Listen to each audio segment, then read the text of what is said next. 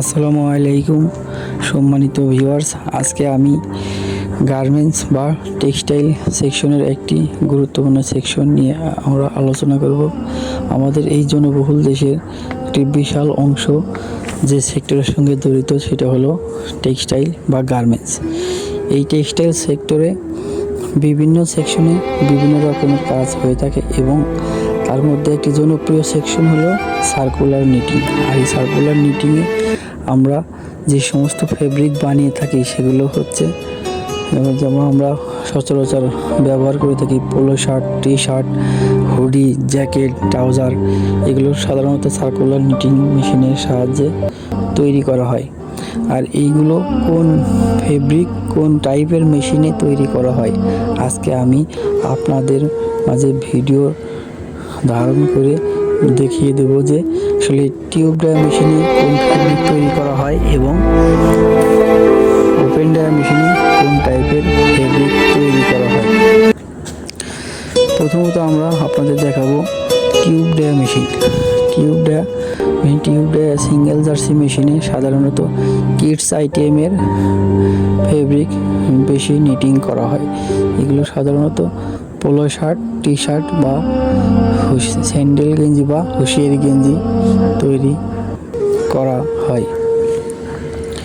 সাধারণত tube die machine open die machine অপেক্ষা বেশি আরপিএম বা বেশি স্পিডে পরিচালনা করা যায়, যার ফলে per day production capacity open die machine থেকে টিউব ডাই মেশিনে বেশি হয়ে থাকে।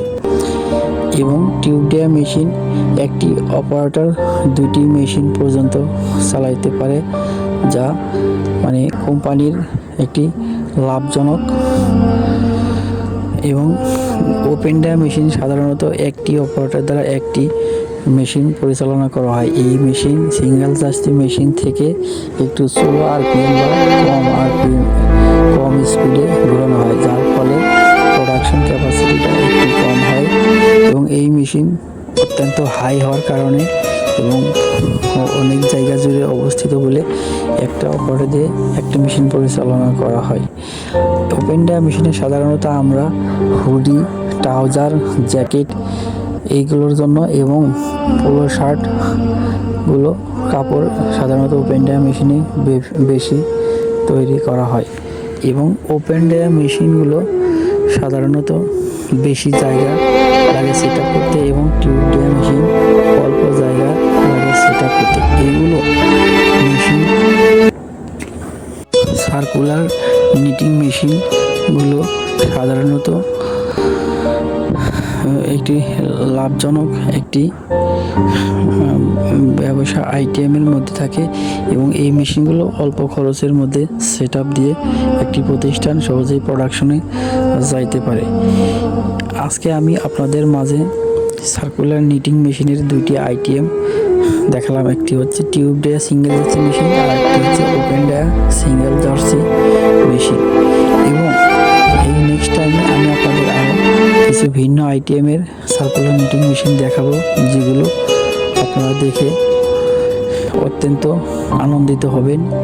এবং যারা টেক্সটাইল বা গার্মেন্টস সেকশনে চাকরি করেন তারা সচরাচর এই সার্কুলার নিটিং মেশিনের সাথে পরিচিত আছেন এবং যেনারা গভর্নমেন্ট জব করেন বা বাসায় যারা থাকেন, অর্থাৎ যারা গার্মেন্টস বা টেক্সটাইলের সাথে জড়িত না, তারাই এই মেশিনগুলো দেখে বেশি আনন্দিত হবেন। এবং যারা দেখেছেন তারাও